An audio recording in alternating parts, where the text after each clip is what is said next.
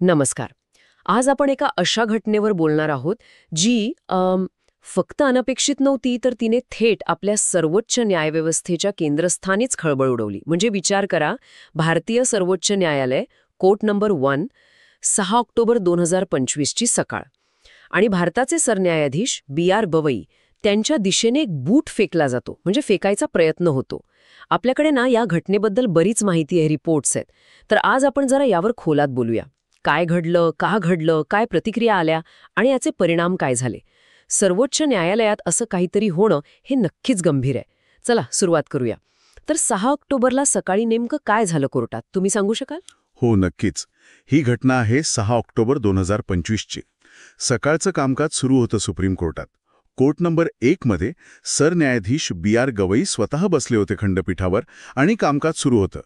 तेव्हा काय झालं, प्रेक्षकांमध्ये बसलेले एक 71 वर्षांचे वकील राकेश किशोर त्यांचं नाव, ते अचानक उभे राहिले. अच्छा. आणि त्यांनी पायातले स्पोर्ट्स शूज काढले आणि सरन्यायाधीशांच्या दिशेने म्हणजे डायसकडे भिरकावण्याचा प्रयत्न केला. अरे बापरे. सुदैवाने म्हणजे जी माहिती आहे त्यानुसार तो बूट काही सरन्यायाधीशांपर्यंत पोचला नाही, मध्येच पडला कुठेतरी. त्यांना इजा वगैरे काही झाली नाही. पण तरीही देशाच्या सरन्यायाधीशांवर असा हल्ला करण्याचा प्रयत्न होणं हेच धक्कादायक आहे. अर्थात तिथे जे सुरक्षा कर्मचारी होते ते लगेच पुढे आले. त्यांनी राकेश किशोर यांना पकडलं, ताब्यात घेतलं आणि कोर्टरूममधून बाहेर नेलं. थोडा वेळ गोंधळ उडाला असणार नक्कीच. हो, नक्कीच. 71 वर्षांचे वकील, त्यांनी असं काहीतरी करणं हे जरा वेगळंच वाटतंय. पण का केलं असेल त्यांनी हे? म्हणजे यामागे काय कारण होतं? अचानक राग आला की काही जुनी गोष्ट होती? नाही, हे असं अचानक घडलेलं दिसत नाहीये. म्हणजे त्यामागे एक पार्श्वभूमी आहे, एक विशिष्ट कारण आहे. हे प्रकरण जोडलेलं आहे एका जुन्या न्यायालयीन सुनावणीशी, जी झाली होती 16 सप्टेंबर 2025ला, म्हणजे घटनेच्या काही आठवड्याआधी. अच्छा, 16 सप्टेंबरची सुनावणी. कशाबद्दल होती ती? हो, सरन्यायाधीश गवई यांच्याच अध्यक्षतेखाली खंडपीठ होतं आणि त्यांच्यासमोर एक जनहित याचिका म्हणजे PIL आली होती. याचिका होती मध्य प्रदेशमधलं जे खजुराहो मंदिर आहे तिथल्या एका जुन्या जीर्ण झालेल्या भगवान विष्णूच्या मूर्तीच्या पुनर्बांधणीबद्दल. ओके. याचिकाकर्त्यांचं म्हणणं होतं की ही मूर्ती महत्वाची आहे, ऐतिहासिक वारसा आहे, तिचं संवर्धन व्हायला पाहिजे, त्यासाठी कोर्टाने आदेश द्यावेत. म्हणजे एका अर्थी सांस्कृतिक वारसा जपण्याची मागणी होती. मग यात असं काय झालं की हे वकील इतके संतापले? इथेच खरी गोष्ट आहे.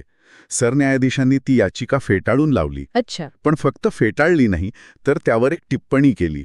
आणि ती टिप्पणी बरीच काय म्हणतात त्याला वादग्रस्त ठरली.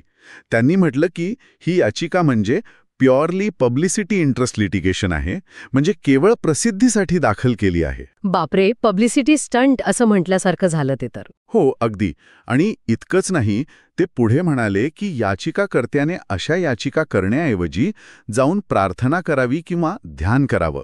गो प्रे और मेडिटेट. अरे, प्रार्थना करा, हे जरा अनपेक्षित आहे कोर्टाकडून ऐकायला. हो ना. आणि याचमुळे बराच वाद झाला. सोशल मीडियावर टीका झाली. लोकांच्या धार्मिक भावनांशी संबंधित विषयात कोर्टाने अशी टिप्पणी करावी का, यावर चर्चा सुरू झाली.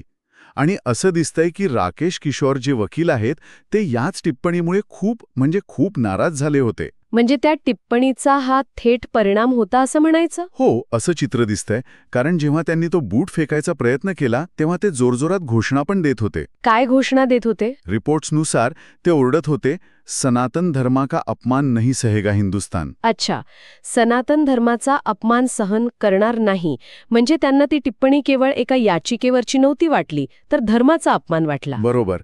त्यांच्या कृतीमागे धार्मिक भावना दुखावल्याची एक तीव्र भावना होती, हे स्पष्ट होतं यातून. हे सगळं जेव्हा कोर्टात घडत होतं तेव्हा सरन्यायाधीश गवई त्यांची काय प्रतिक्रिया होती? त्यांच्यावर हल्ला करण्याचा प्रयत्न झाला होता, ते कसे वागले? याबद्दल खरं तर सरन्यायाधीश गवईंच्या संयमाचं कौतुक झालंय. जे रिपोर्ट्स आलेत त्यानुसार ते कमालीचे शांत होते. म्हणजे त्यांच्या चेहऱ्यावर काही बदल दिसला नाही, ते विचलित झाले नाहीत, अगदी स्थिर होते. कमाल आहे. हो. आणि नंतर त्यांनी स्पष्ट पण केलं की या प्रकारामुळे त्यांचं लक्ष अजिबात विचलित झालं नाहीये आणि कोर्टाच्या कामात काही व्यत्यय आलेला नाहीये. उलट जेव्हा त्या वकिलाला बाहेर नेलं तेव्हा त्यांनी बाकीच्या वकिलांना सांगितलं की शांत राहा आणि आपापलं काम पुढे चालू ठेवा. म्हणजे त्यांनी परिस्थिती खूप व्यावसायिकतेने हाताळली म्हणायची. अगदी न्यायालयाची प्रतिष्ठा जपण्याचा प्रयत्न केला त्यांनी. पण त्या वकिलाचं काय झालं मग? म्हणजे सुरक्षा कर्मचाऱ्यांनी त्यांना पकडलं, मग पुढे कायदेशीर कारवाई झाली का त्यांच्यावर? कारण हा गुन्हा तर गंभीर वाटतोय. बरोबर आहे. त्यांना ताब्यात घेतलं आणि सुप्रीम कोर्टच्या जी इंटरनल सिक्युरिटी युनिट आहे त्यांच्याकडे सोपवलं. तिथे चौकशी झाली असेल प्राथमिक, आणि मग नियमाप्रमाणे त्यांना दिल्ली पोलिसांच्या ताब्यात दिलं. हां. पण इथे एक थोडी अनपेक्षित गोष्ट घडली. काय? दिल्ली पोलिसांनी त्यांना काही वेळाने सोडून दिलं. काय सांगताय? सोडून दिलं का? कारण असं सांगितलं गेलं की सुप्रीम कोर्टाच्या प्रशासकीय बाजूकडून म्हणजे रजिस्ट्रार जनरल ऑफिसकडून त्यांच्यावर औपचारिकपणे गुन्हा दाखल करण्यासाठी किंवा कारवाई करण्यासाठी काही आग्रह धरण्यात आला नाही. अरे, म्हणजे कोर्टाच्या प्रशासनानेच कारवाई नको म्हटलं.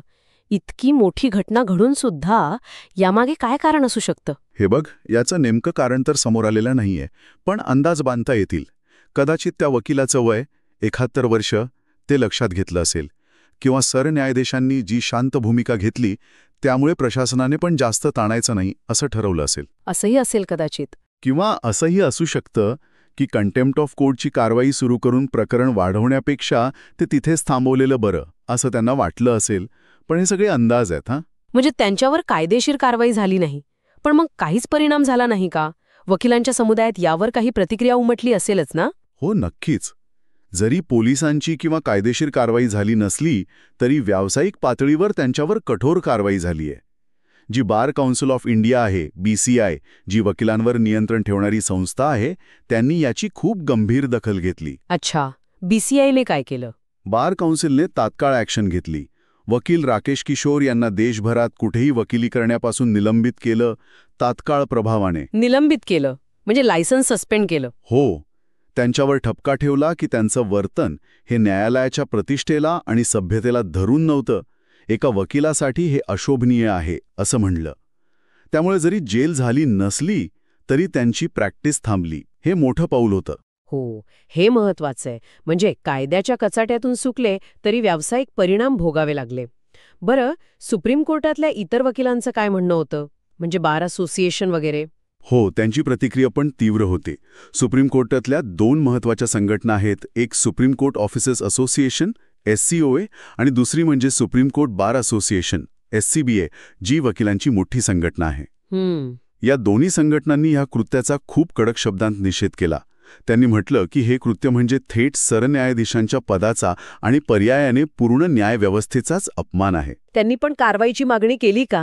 हो, त्यांनी तर मागणी केली की राकेश किशोर यांच्यावर न्यायालयाचा अवमानाची म्हणजे कंटेम्प्ट ऑफ कोर्टची कारवाई झालीच पाहिजे. अच्छा, म्हणजे इथे बघा कसं आहे, कोर्ट प्रशासन कारवाई टाळतंय, बार काउन्सिल निलंबित करतंय आणि बार असोसिएशन कंटेम्प्टची मागणी करतंय. अगदी, म्हणजे एकाच घटनेकडे बघण्याचे किती वेगवेगळे दृष्टिकोन आहेत बघा. प्रशासनाचा वेगळा, व्यावसायिक नियामक संस्थेचा वेगळा आणि वकील सहकाऱ्यांचा वेगळा. तर मग या सगळ्या वेगवेगळ्या पैलूंकडे बघून या घटनेचा आपण अर्थ काय काढायचा? यातून काय दिसतं आपल्याला? एका बाजूला न्यायाधीशांची टिप्पणी, दुसरीकडे त्यावरची टोकाची प्रतिक्रिया आणि मग त्यावरचे हे वेगवेगळे प्रतिसाद. यात काही महत्त्वाचे मुद्दे आहेत असं मला वाटतं. पहिला म्हणजे कोर्टाचे निर्णय किंवा न्यायाधीशांच्या टिप्पण्या आणि लोकांच्या भावना, विशेषतः जेव्हा धर्म किंवा संस्कृतीसारखे संवेदनशील विषय असतात, यांच्यात कधीकधी कसा संघर्ष होऊ शकतो हे दिसतंय. बरोबर. सरन्यायाधीशांची टिप्पणी कदाचित कायद्याच्या दृष्टीने योग्य असेलही, पण ती ज्या प्रकारे केली गेली किंवा ज्या संदर्भात आली त्याने लोकांच्या भावना दुखावल्या जाऊ शकतात, हे यातून समोर आलं. दुसरा मुद्दा आहे निषेधाच्या पद्धतीचा. लोकशाहीत मतभेद नोंदवण्याचा, निषेध करण्याचा हक्क आहे, नक्कीच आहे. हो, पण तो कसा आणि कुठे वापरायचा? देशाच्या सर्वोच्च न्यायालयात थेट सरन्यायाधीशांवर वस्तू फेकण्याचा प्रयत्न करणं ही पद्धत मान्य होऊ शकत नाही. नाही, ती पद्धत चुकीचीच आहे. हो, निषेधाचे इतर अनेक मार्ग आहेत, कायदेशीर मार्ग आहेत.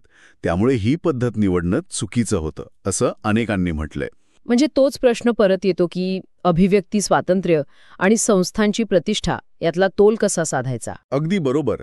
आणि तिसरा मुद्दा हाच आहे, संस्थांची प्रतिष्ठा आणि कामकाजाची पद्धत टिकवणं. न्यायव्यवस्था हा आपल्या लोकशाहीचा कणा आहे. तिचा आदर राखला जाणं महत्त्वाचं आहे. अशा घटनांमुळे लोकांचा व्यवस्थेवरचा विश्वास कमी होऊ शकतो. म्हणूनच बार काउन्सिल आणि असोसिएशन्सनी इतकी तीव्र भूमिका घेतली. जरी प्रशासनाने कारवाई टाळली असली तरी एकूण न्यायव्यवस्थेने हे गांभीर्याने घेतलंय हे दिसतंय. आणि शेवटचा मुद्दा म्हणजे ह्या वेगवेगळ्या प्रतिसादांमधून जी गुंतागुंत दिसते. प्रशासन थोडं व्यावहारिक किंवा सहानुभूतीने वागलं असेल तर बार काउन्सिलने व्यावसायिक नियम पुढे केले आणि असोसिएशनने संस्थेच्या इज्जतीचा प्रश्न केला.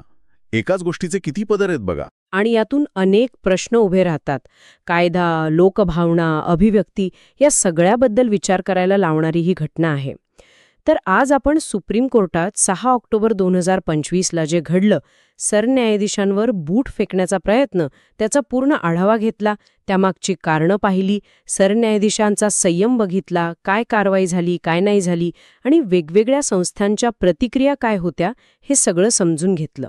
हो, आणि या सगळ्या चर्चेतून ना एक महत्त्वाचा प्रश्न मनात राहतोच. जेव्हा प्रस्थापित संस्था असतात, जसं आपलं न्यायालय आहे, आणि लोकांच्या भावना, विशेषतः धर्म, संस्कृती अशा संवेदनशील विषयांवरच्या भावना यांच्यात जेव्हा मतभेद किंवा संघर्ष होतो, तेव्हा संवाद कसा साधायचा, म्हणजे लोकांच्या मनात जी तक्रार आहे, जो राग आहे, तो दाबला पण जाऊ नये आणि त्याचवेळी आपल्या महत्त्वाच्या संस्थांची प्रतिष्ठा, त्यांचं कामकाज त्यालाही धक्का लागता कामा नये. समतोल कसा साधायचा हा मोठा प्रश्न आहे. हो, निषेधाच्या मर्यादा काय असाव्यात, त्या कोण ठरवणार, याची उत्तरं शोधणं हे फक्त न्यायव्यवस्थेसाठी नाही तर आपल्या सगळ्यांसाठीच महत्त्वाचं आहे. ही घटना आपल्याला त्या दिशेने विचार करायला लावते नक्कीच. अगदी बरोबर म्हटलात. हाच विचार घेऊन आजची चर्चा संपवूया. या सविस्तर आणि माहितीपूर्ण विश्लेषणाबद्दल खूप धन्यवाद.